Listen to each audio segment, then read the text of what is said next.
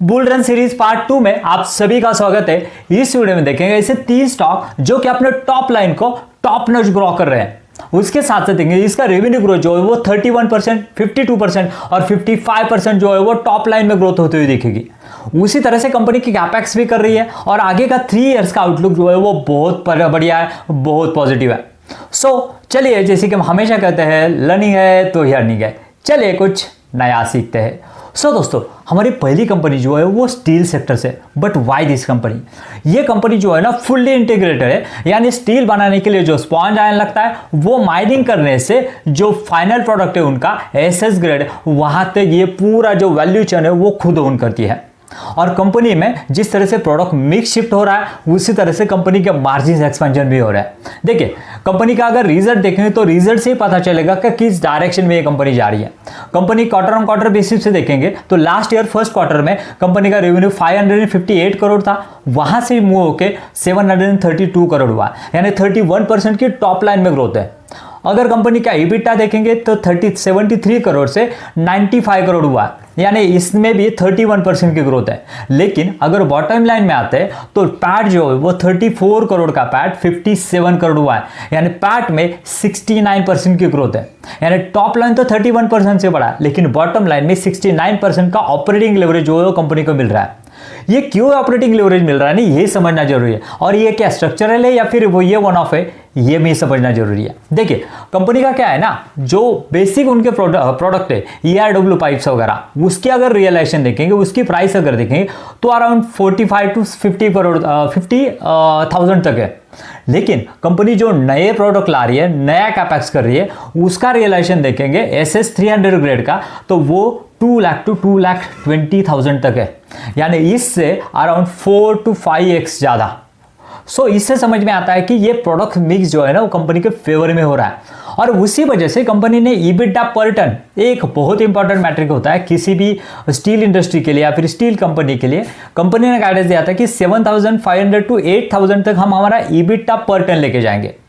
Quarter 1 में देखेंगे तो वो EBITDA पर टन है 9,355, यानी जो मार्जिन गाइडेंस दिया था उससे कतई ज्यादा। और लास्ट टाइम कंपनी को इसी वजह से पनिश किया था कि इनका EBITDA पर टन गिरा था। और अभी अगर देखेंगे तो कंपनी अच्छा खासा परफॉर्मेंस करते हुए दिखेगी, क्योंकि अभी अगर देखेंगे तो वैल्यू एडेड प्रोडक्ट जो है ना, यानी वैप, उसका पोर्शन जो है, उसका कंट्रीब्यूशन जो है वो टोटल रेवेन्यू में बढ़ता हुआ दिखेगा। उसके साथ साथ अगर देखेंगे तो कंपनी की जो कैपेसिटी है, एग्जिस्टिंग कैपेसिटी है, वो एसएस की कैपेसिटी उन्होंने 1,16,000 से जो है वो ग्रो की है। और ये जो एसएस की कैपेसिटी, जैसे कि मैंने बताया 300 ग्रेड की जो प्राइस है वो इससे अराउंड 4 to 5 टाइम्स है, यानी आगे जाके भी ये जैसे जैसे यूटिलाइजेशन बढ़ेगा, आगे जाके भी इसका जो है वो मार्जिन एक्सपेंशन में कंट्रीब्यूट करेगा, हायर रियलाइजेशन देगा, इससे समझ में आता है। इसके साथ साथ अगर देखेंगे तो बॉटम लाइन में इतनी अच्छी ग्रोथ क्यों आई है, क्योंकि आप अगर टॉप लाइन देखेंगे 31% है, लेकिन बॉटम लाइन में 69% की ग्रोथ है, क्योंकि कंपनी को फाइनेंसिंग डीलेवरेज करती हुई दिख रही है। आईपीएस से जो पैसा आया था ना कंपनी को, उन्होंने उनका डेब्ट जो है वो रिपे किया, और उसी वजह से डेब्ट टू इक्विटी जो है वो कंपनी का कम होते हुए दिखेगा। डेब्ट लो किया, उसके वजह से बॉटम लाइन में डायरेक्टली जो EBITDA था उससे भी ज़्यादा फ्लो जो है वो कंपनी का डेब्ट में बढ़ा है।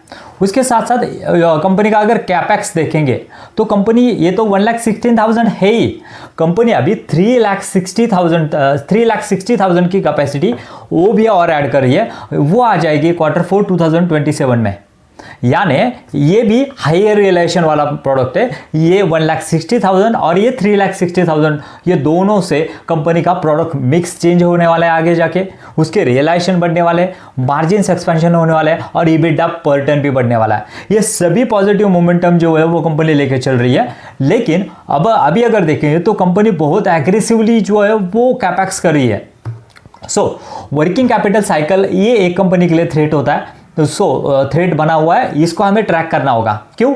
17 to 21% 17 डेज से 21 डेज तक कंपनी का वर्किंग कैपिटल साइकिल चला गया। और जिस तरह से एसएस के प्रोडक्ट में कंपनी जा रही है, उसका वर्किंग कैपिटल जो है वो 25 डेज का रहता है। 25 डेज से अगर ज़्यादा जाता है तो ये कंपनी के लिए थ्रेट हो सकता है, ये हमें देखना है। और एक कंपनी के लिए पॉजिटिव बात यह है क्या कि कंपनी का जो पैट आ रहा है ना, उसमें से 92% जो है वो कैश में कन्वर्ज हो रहा है। यानी CFO टू कैश जो है वो 92% है, यानी जो आप सेल कर रहे हो उसका कन्वर्जन कैश में हो रहा है। ये एक पॉजिटिव चीज़ है कंपनी के लिए। सो ऑपरेटिंग EBITDA जो है वो कन्वर्जन हो रहा है। अभी बात करते हैं कि कंपनी का वैल्यूएशन किस तरह का है। देखिए, कंपनी का अगर मार्केट कैप देखेंगे तो 1300 करोड़ का मार्केट कैप है। कंपनी टोटल एक्सपेक्ट कर सकते हैं कि अराउंड 180 करोड़ का जो कंपनी पैट करेगी, और उसके अगेंस्ट में अगर कंपनी का पी जो है वो 21 का पी निकल के आता है, और कंपनी का टॉप लाइन की ग्रोथ पकड़ेंगे 25 से, तो वो पेग रेशियो निकल के आता है 0.84। यानी एक ऐसी कंपनी जो अपने टॉप लाइन को 25 to 30% से ग्रो कर रही है, उसको ऑपरेटिंग लेवरेज मिलने वाला है, प्रोडक्ट मिक्स उसके चेंज हो रहा है, कंटिन्यूसली एग्रेसिवली कैपेक्स कर रही है, और बॉटम लाइन में भी अच्छा खासा जो ऑपरेटिंग लेवरेज मिल रहा है।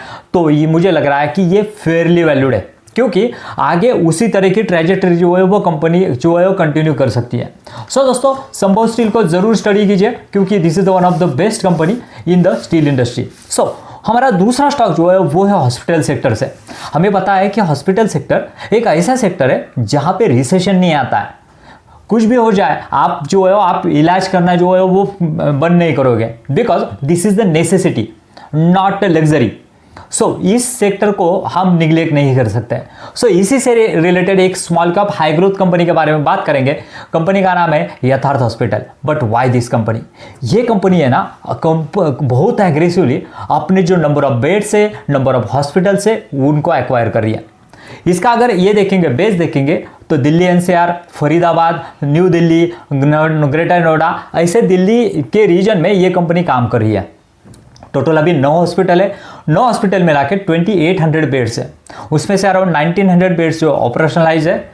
और अभी ये 2800 का जो अभी का जो Q1 का ये है टोटल है, कंपनी टारगेट कर रही है by the FY 2030, by the FY 2030 हम उसको लेके जाएंगे अराउंड 5000 बेड तक।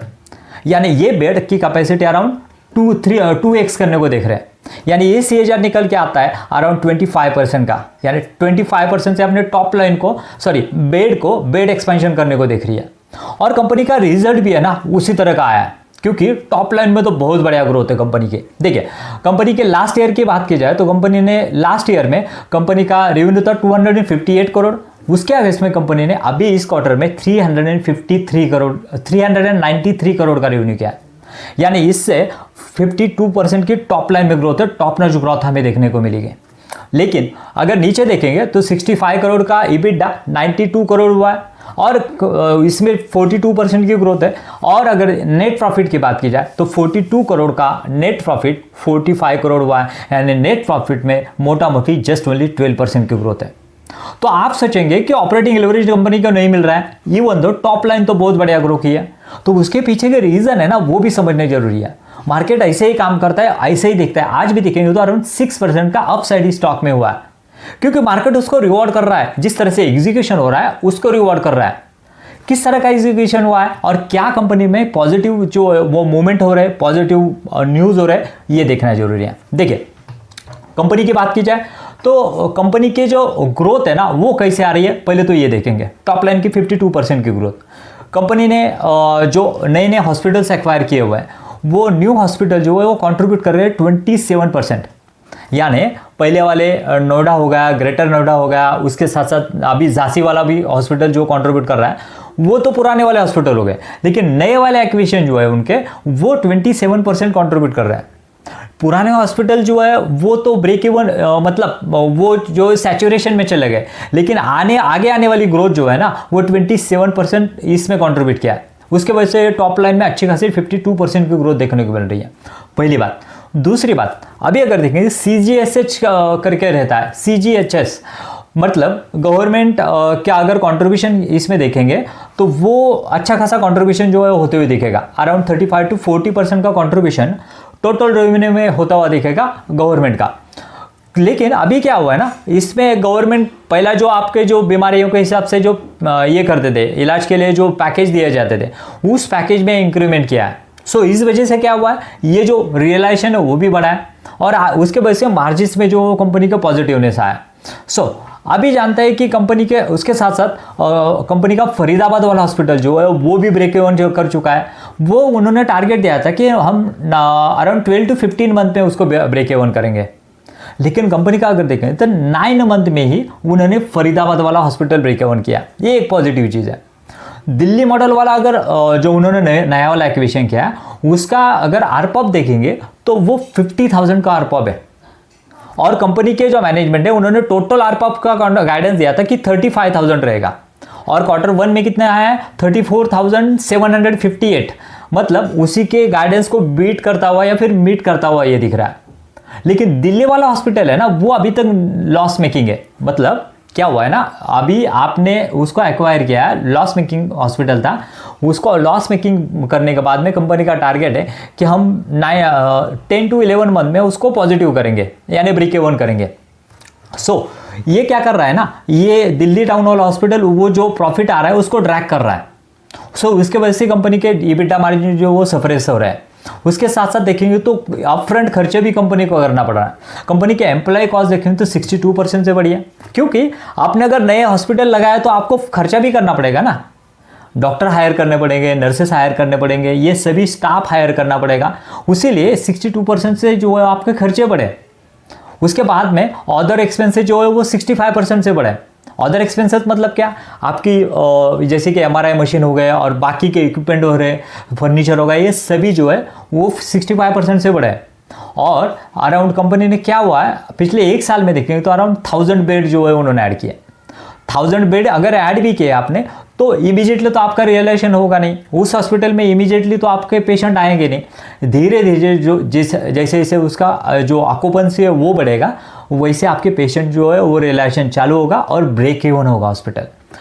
ये चीज़ है, बिकॉज ऑफ हमें अभी तो EBITDA मार्जिन और पैट मार्जिन के ऊपर प्रेशर दिख रहा है, लेकिन आगे जाके जैसे जैसे ये मैच्योर्ड होंगे आगे जाके अच्छा खासा कॉन्ट्रीब्यूट करेंगे इन द बॉटम लाइन।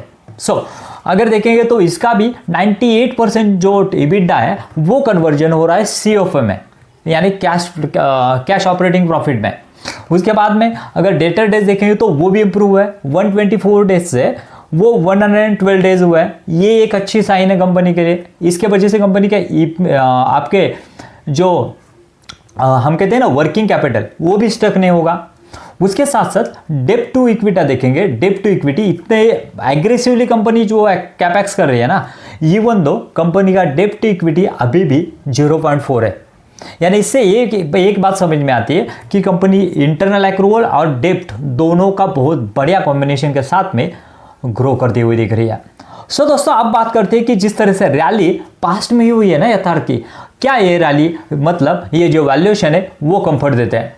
तो देखिए कंपनी का अगर मार्केट कैप देखेंगे तो कंपनी का मार्केट कैप कह सकते हैं अराउंड 8,600 करोड़ का है, और कंपनी का पैट जो बन सकता है अराउंड 230 करोड़ का पैट। उससे पी निकल के आता है 37 का पी, और उसी तरह की 35 to 40% की ग्रोथ कंपनी एज्यूम कर रही है। उसका मिड भी पकड़ते हैं 37 का, तो 37 डिवाइडेड बाय 37 यानी 1 का पेग जो है वो देखने को मिलेगा, जो एक हाई ग्रोथ कंपनी में हमें मुझे लग रहा है कि ये जस्टिफाई करता है। दोस्तों इसके बाद में हमारी तीसरी कंपनी जो है वो है केमिकल सेक्टर से। But why? क्योंकि केमिकल सेक्टर में आप देखेंगे तो बहुत ही इंटरेस्टिंग चेंजेस हमें होते हुए दिखेंगे, और उस कंपनी का नाम है Yash industries. But why this company? देखिए इस कंपनी की बात की जाए ना तो कंपनी मैंने 2023 से इसको ट्रैक कर रहा हूँ। उसने बहुत बड़ा कैपेक्स किया था जो कि पखंजगंज में है, और कैपेक्स करने के बाद में क्या हुआ ना, उनका यूटिलाइजेशन ही नहीं हो रहा था, उस तरह से ऑर्डर एग्जीक्यूशन ही नहीं हो रहे थे। लेकिन अभी क्या हो रहा है ना, उसका यूटिलाइजेशन 55% से 65% गया है, और उस वजह से जो फिक्स कॉस्ट है ना वो फिक्स ही है, लेकिन यूनिट पर कॉस्ट जो है वो ड्रास्टिकली नीचे आ रही है, और उस वजह से इस कंपनी को बहुत बढ़िया ऑपरेटिंग लेवरेज मिल रहा है। इसके रिजल्ट देखेंगे तो बहुत इंटरेस्टिंग है। बेसिकली इसका बिजनेस इन शॉर्ट में समझिएगा तो ये कंपनी केमिकल में, स्पेशलिटी केमिकल में काम करती है। उसमें भी स्पेशलिटी केमिकल में देखेंगे तो इंडस्ट्री सेगमेंट में काम करती है। इंडस्ट्री सेगमेंट में टायर हो गया, उसके साथ साथ जो रबर वगैरह लगते हैं, उसके साथ साथ बाकी के जो इंडस्ट्री के लिए जो केमिकल लगता है वो बनाती है। लुब्रिकेंट वगैरह हो गया, और बाकी का जो अराउंड 11% है ना वो कंज्यूमर है। मतलब आपके फूड जो केमिकल रहते हैं वो, उसके साथ साथ हमारे जो पर्सनल केयर वाले जो इक्विपमेंट रहते हैं उसके लिए ये कंज्यूमर सेगमेंट में आते हैं। लेकिन उसका शेयर अगर देखेंगे ना तो पहला कंपनी का जो इंडस्ट्री वाला सेगमेंट है वो 85% कंट्रीब्यूट करता था, और अभी ये 15% जो है कंज्यूमर वाला सेगमेंट कंट्रीब्यूट करता था। लेकिन कंपनी का टारगेट है बाय द एफआर 2027 इसको हम 91 से 93% तक लेके जाएंगे इंडस्ट्री सेगमेंट को। और ये इंडस्ट्री सेगमेंट है ना कंपैरेटिवली ज़्यादा मार्जिन लुक्रेटिव रहता है। सो ये देखना होगा कि ये शिफ्ट किस तरह से होता है। अभी जानते हैं कि कंपनी का जो गाइडेंस था क्या था और उसके आगे इसमें डिलीवरी कैसी हुई है। और गाइडेंस फॉर द एफआर 2028 बहुत अमेजिंग दिया है कंपनी ने। देखिए कंपनी का लास्ट ईयर का रेवेन्यू था 816 करोड़। अगर क्वार्टर 1 की बात की जाए तो क्वार्टर 1 का रेवेन्यू था 199 करोड़ से 308 करोड़ का कंपनी का टॉप लाइन में ग्रोथ है, 55% की जंप टॉप लाइन में। उसके बाद में ईबिडा की बात की जाए, ईबिडा 34 करोड़ का ईबिडा वो हुआ है 75 करोड़, यानी ईबिडा में 120% की जंप है। यानी हमें ऑपरेटिंग लेवरेज जो है वो सीधा सीधा देखने को मिल रहा है। और अगर पैट की बात की जाए तो जो पैट जो है 12 करोड़ का पैट था वो हुआ है 36 करोड़, यानी पैट में 3 टाइम्स की जंप हमें देखने को मिल रही है।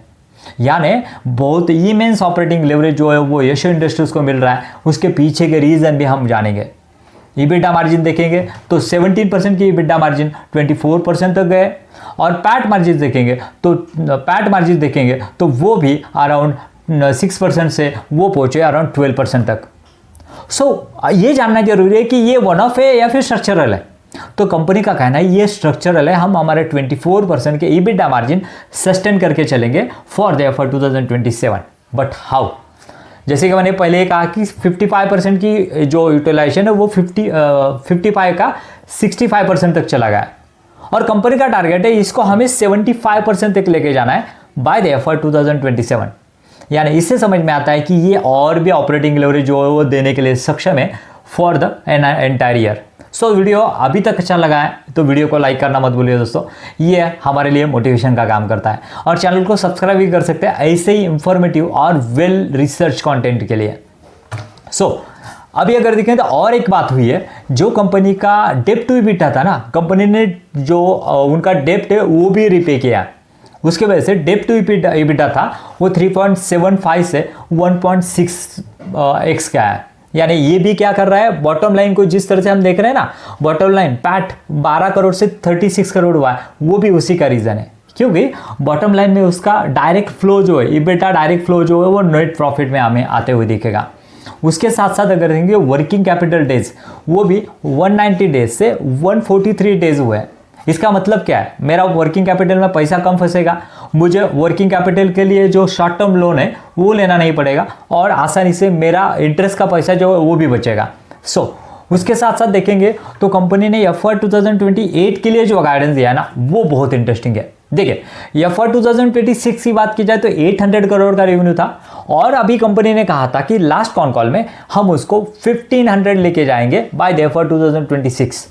यानी उसको डबल करने को देख रहे थे, अराउंड 90% का ग्रोथ देख रहे थे। लेकिन इस कॉन कॉल में मैनेजमेंट ने क्या कहा कि हम इसको 1600 लेके जाएंगे बाय द एफआर 2026। यानी 2x की ग्रोथ हम विद इन 2 ईयर्स। यानी CAGR कितना निकल के आता है, ये CAGR निकल के आता है अराउंड 35% का, 35 to 36% का CAGR है। यानी टॉप लाइन को 35 to 36% से ग्रो करेंगे, शायद इससे भी ज़्यादा करें। और बॉटम लाइन तो ऑपरेटिंग लेवरेज जो है वो कंटिन्यूसली मिलने वाला है। लेकिन इस कंपनी की बात की जाए तो पिछले 3 महीने पहले हमने जब इसको कवर किया था वहाँ से अराउंड 2 टाइम्स जो है वो स्टॉक बढ़ा हुआ है। अभी बात यह है कि सही में ये अभी भी अंडर वैल्यूड है। तो इसका रीज़न है यस, अभी भी जो है वो फेयरली वैल्यूड है। देखिए मार्केट कैप बात की जाए तो 4300 करोड़ का मार्केट कैप है। और जब हमने इसको डिस्कस किया था ना उसका मार्केट कैप अराउंड 3000 तक था, 3000 में 2800 था। उससे भी अच्छी रैली जो है यहाँ पे हुई है।